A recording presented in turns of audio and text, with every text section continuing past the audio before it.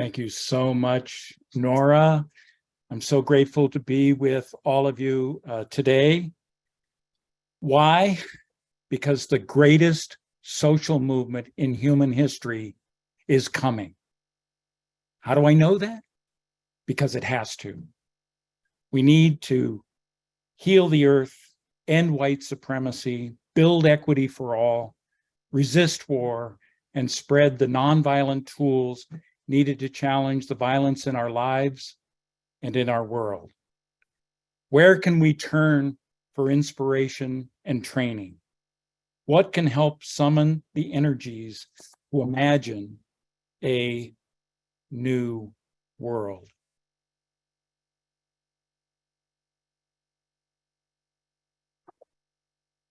I'm so grateful for this opportunity for us to reflect on this. And the answer we're going to look at today is Francis and Clare. Francis and Clare of Assisi unleashed such energies 8 centuries ago. I believe, like them, we are being called by God today to help nurture this new way forward in our age of violence and injustice. The great revolution that Francis and Clare ignited in their time was the rediscovery of gospel nonviolence as both a transcendent and practical way of being faithful to our nonviolent God. The theme for our gathering today is Franciscan Relationality and Change-Making. For the next few minutes, we will reflect on how Francis and Clare show us how relationality was key to change, a theme deeply connected to our other focus today, reaching across divides. With all of this, we'll explore how what they taught and lived can be adapted by us today. First, let's explore how St. Francis and St. Clare arrived at this vision, starting with Francis. Many of us know his story. Francesco Bernardone was the son of a wealthy merchant who was groomed for a life of money and privilege, with his father envisioning Francis becoming one of the power brokers of the city of Assisi. Francis was entranced by the troubadours, who were the medieval poets and singers of chivalry and war. He was also known to be the life of the party among his friends. In 1198, there was an uprising between the merchants and the nobility, which led to the destruction of Rocca Maggiore, the castle that overlooked the city of Assisi. It's been since rebuilt. It is said that Francis, as a teenager, joined his fellow Assisians in destroying the fortress. This uprising led to the exile of Assisi's noble families to the neighboring city of Perugia, a longtime rival of Assisi. Eventually, a bloody war broke out between Assisi and Perugia in 1202. Francis joined that war. Growing up a privileged and pampered youth of the upwardly mobile merchant class, Francis now envisioned taking the next rung up the social ladder through military valor. And he would eventually, in that war, be part of the Battle of Collestrata. And here are a couple of images that take us today to that site where the Battle of Collestrata took place.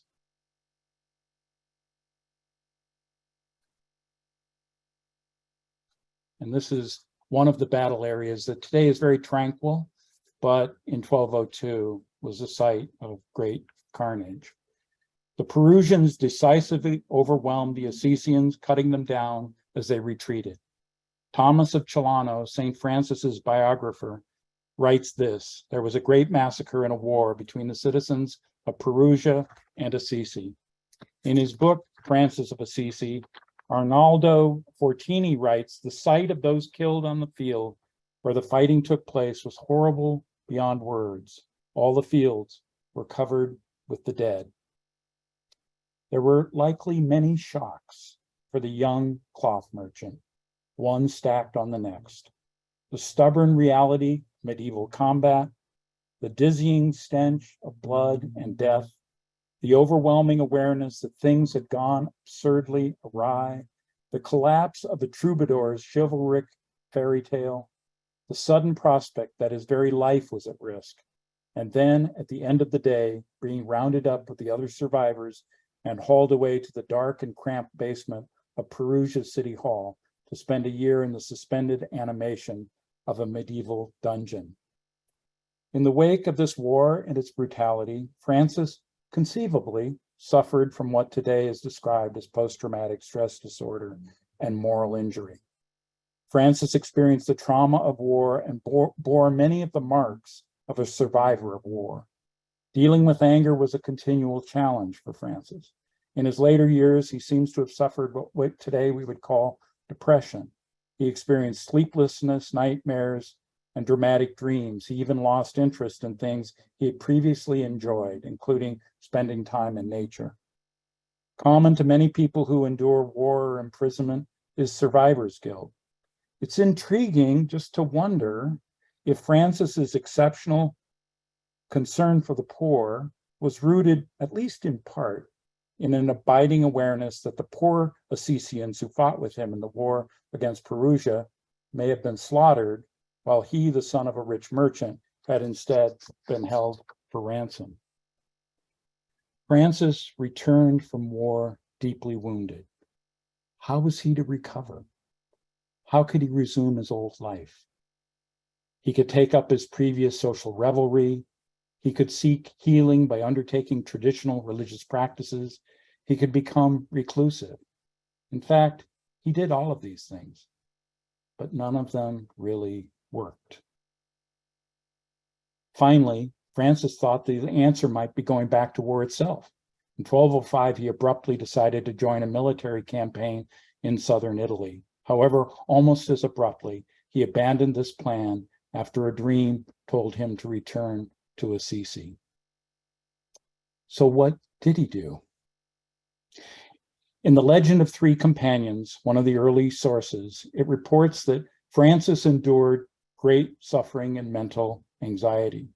Then one day, when he found himself walking by the church of San Damiano, he was told in the spirit to go inside for a prayer.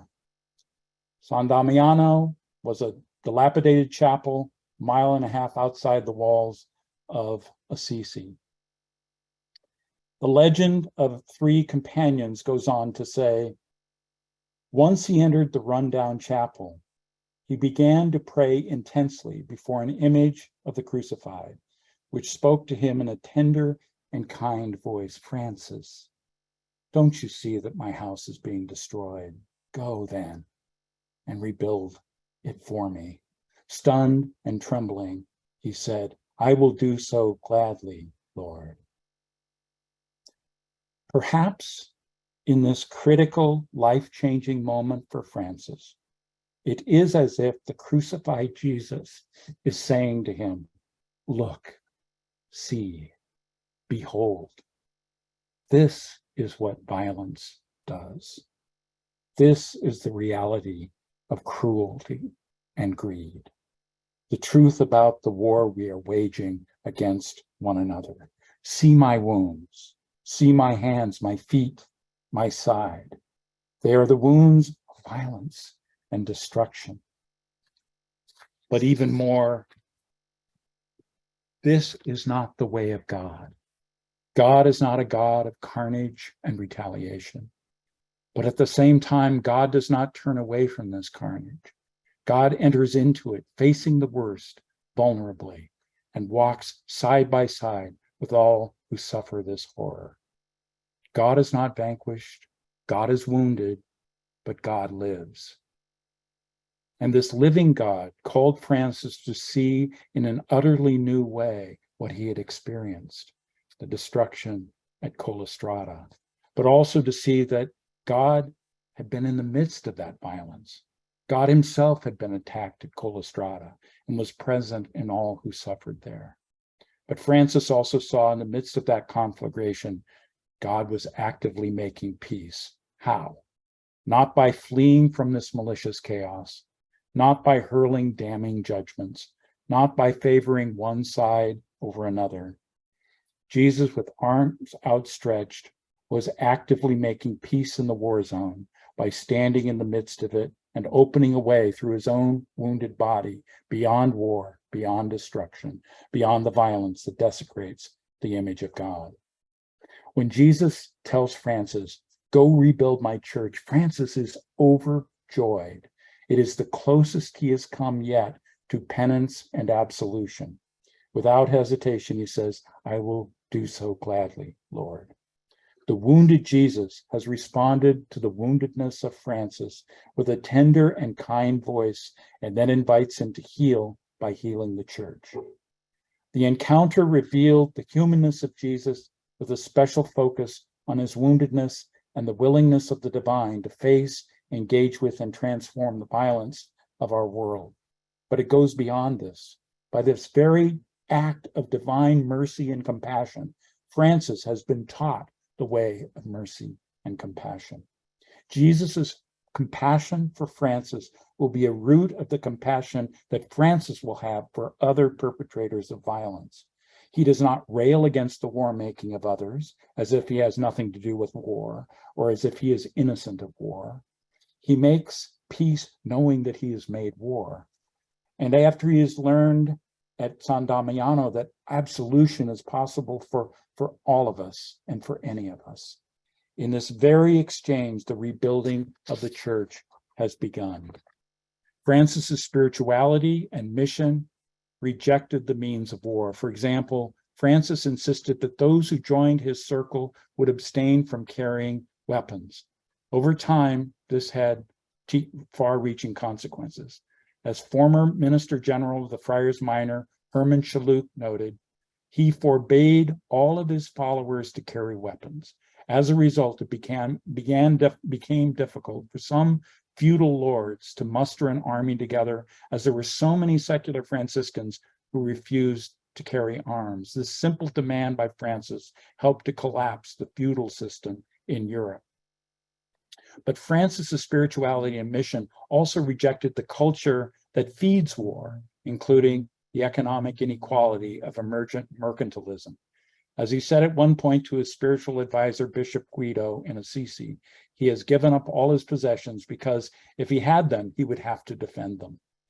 He will also turn on its head the troubadour tradition, whose songs largely celebrated war and the Crusades. He will reject the life his father and family have planned for him. He will go on to build a community of consciously subverting the class hierarchies of his time, where all are now lesser brothers and sisters. And the Franciscan tradition will remember a series of specific situations of his peacemaking, what I call of St. Francis's nonviolent actions. And we're going to look at especially one of them together. But first, before we get to those, let us turn to St. Clare. How did St. Clare become St. Clare? In 1212, Francis was joined in his work by Clare of Assisi. Francis was born into a family that represented one center of power of Assisi life, the emerging mercantile class, while Clare was born into a clan that represented the other, the long-established nobility. In tandem, their renunciation of the typical life of the times served as a complementary and virtual complete rejection of the world of getting, spending, and dominating. But how did this happen? Maybe the best place to start is to point out the intriguing fact that Chiara Alfredicio, whom we will come to know as St. Clare of Assisi, started out as Francis's enemy. You'll remember the uprising in 1198 I mentioned earlier. This pitted the merchant class against the noble class. Francis was part of the former, while Clare was part of the latter. In fact, her family was exiled to Perugia following that insurrection. In the end, Clare and her family were able to return to Assisi. There's no evidence that Clare suffered PTSD from the experience, being forced out of her home and had to be refugees for a time, but it was likely a very wrenching experience. She resisted her family's plans for her to marry another noble and found herself attracted to the message of Francis when she went to hear him preach in Assisi. She was determined to join his fledgling community, and though facing severe opposition from her family, did so. I find this story intriguing not only in terms of her spirituality and sanctity, but because her action can be seen as a clear repudiation of the structures and commitments of her society. She gives up her wealth and she symbolically heals the wound of the enduring social conflict between the nobles and the merchants, not only by joining this new band, but by joining the band led by her family's former enemy. Now, very briefly, I'd like to just share some of those nonviolent actions and then focus on one in the time allotted here. So here are some examples of the nonviolent action Francis and Clare engaged in, beginning with Francis. So Francis made peace between the warring factions of the city of Arezzo. He made peace with 3 murderous robbers. He made peace overtures with Sultan Malik al-Kamil during the 5th Crusade, and is even said to have made peace between a hill town and a ravenous wolf. One of Clare's nonviolent actions involved repelling an attack on San Damiano by Emperor Frederick II's forces, which included mercenary Saracens or Muslims. Clare, unarmed, confronted the attacking army, holding up a pyx carrying the Eucharistic bread, after which, intriguingly, she prostrates herself in prayer in front of the attackers, at which the army disperses. A student of mine once mentioned the fact that the Muslim attackers might have been moved by Clare assuming the posture of Friday prayer in a mosque in the fetal position. That might have spoken to them in a very deep and very symbolic and powerful way. And then Francis makes peace between the mayor and the bishop of Assisi. Toward the end of his life, a new insurrection took place in Assisi, focused on the clash between the mayor representing the commune and the bishop representing the Catholic Church. In response, Francis wrote another version of another verse for the Canticle of the Creatures, focused on peacemaking. He sent friars off to gather the mayor and the bishop to sing the canticle to them with the new edition on peace. This intervention from outside the conflict broke the logjam. Historian Arnaldo Fortini, in his book, Francis of Assisi, writes that in this moment, at least, a centuries-old struggle for power ends. The people say that Francis has wrought a miracle. Fortini credits this intervention with bringing about a true peace. Others credit the lay Franciscans who by their state refused to bear arms, and Pope Gregory IX attested that through Francis's influence, peace came to that part of the world. But I would like to take a couple of moments, a little longer visit with another story, which is St. Francis and a transformative encounter with a leper, a story of peace and transformation.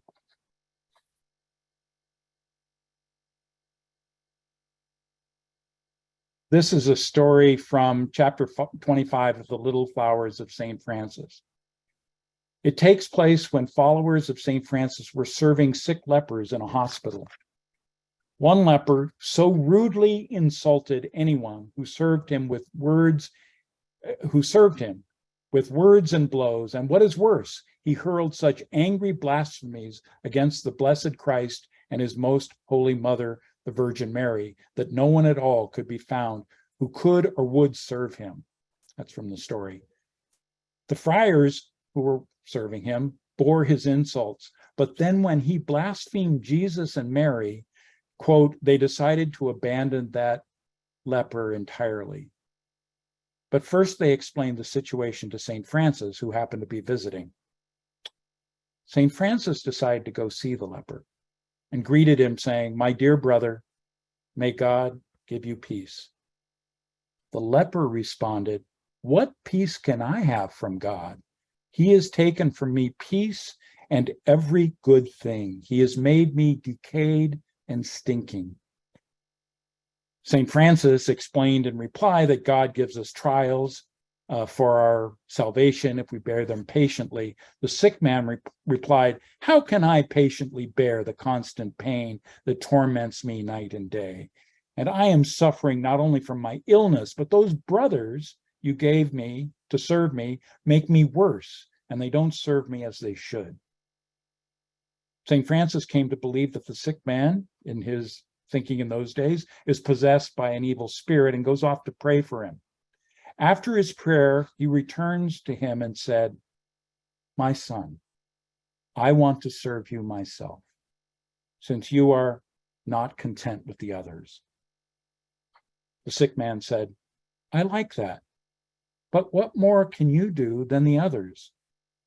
St. Francis answered, "I'll do whatever you want." The leper said, "Okay, I want you to wash me all over. I stink so bad I can't stand myself." Then St. Francis quickly had some water heated with many fragrant herbs. He undressed the man and began to wash him with his holy hands while another brother poured the water. By a divine miracle, where St. Francis touched him with his holy hands, the leprosy went away, and there remained only perfectly healed flesh. And as the flesh began to heal, the soul also began to heal. He then repents and is reconciled to God. Sometimes later, he actually dies of another illness, and St. Francis sees him going to heaven. Okay, so in this story, Francis could have decided, like his brothers, to have nothing to do with the leper, or he could have castigated him. Instead, he lets go of any control he might have had in the situation. He says, "I'll do whatever you want. I will not preach at you. I will not prescribe a solution. I will not tell you what you must do. I'll do whatever you want." Not only is this a remarkable giving up of control on Francis's part, it may be the only time in this fellow's life when someone has ever offered such an open-ended gift. The power has subtly shifted between the lesser brother, because the lesser brother has truly become lesser. When the leper says he wants Francis to bathe him, Francis does not recoil at this request.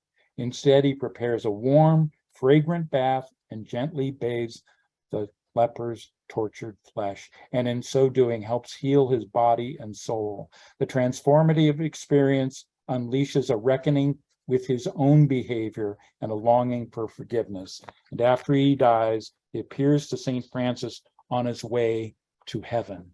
No provocation, including what appears to be blasphemy, must be an obstacle to kinship and to the mending that is required. That was as much about the healing of his friars, transforming patterns that they had acquired and kept from their old life, as about healing the leper. Second, it is a prophetic dramatization of how the world should treat lepers and all others who have been outcast, marginalized, at the periphery. All it takes is the love willing to declare, "I'll do whatever you want." But third, it could be read as a symbolic retelling of Francis's own path of transformation and healing. What peace is there, he might have said to himself after the trauma of Colestrada and a year spent in the dungeon in Perugia. How can I patiently bear the constant pain that torments me night and day? Francis's own healing was not by the book. All the remedies in the world and the church failed him. It was an encounter with the divine Jesus, just like the leper is an encountering Francis, the one who, as this very story says, which I didn't read it, but earlier in the story, Jesus wished for our sake to be considered a leper, that saved and transformed him and set him on the course of repentance and forgiveness, and on the way of peace and nonviolence. Well, I would like to just very briefly share what are Francis and Claire teaching us. I will just read these and then we'll come to an end of our time here. Francis and Clare dramatically revived Jesus's nonviolence. They did this in how they conducted their lives and in their concrete examples of peacemaking. Here are some of the dimensions of their nonviolent orthopraxis they're doing that across these centuries are training us by their example. 1, to recover gospel nonviolence as the core to our identity as persons of faith. 2, acknowledge and seek repentance and our own violence, and recognize the biggest part of the word nonviolence is violence, including our own violence. 3, aware of our own violence, we do not condemn the other, but instead regard them as brother, as sister. To root our nonviolent journey in prayer, to be relentlessly persistent, to respond to the unmet needs at the heart of violence, to use the most powerful language we have at our disposal to respond to violence, our own unarmed and often violated bodies. And finally, to rely on the infinite mercy of God, which is greater than our infinite sins, as Francis says in another story. I invite us to think about ways in this time we can get this training from across 8 centuries from Clare and Francis and play the role of transforming this world and healing it in this powerful and nonviolent way. Thanks so much.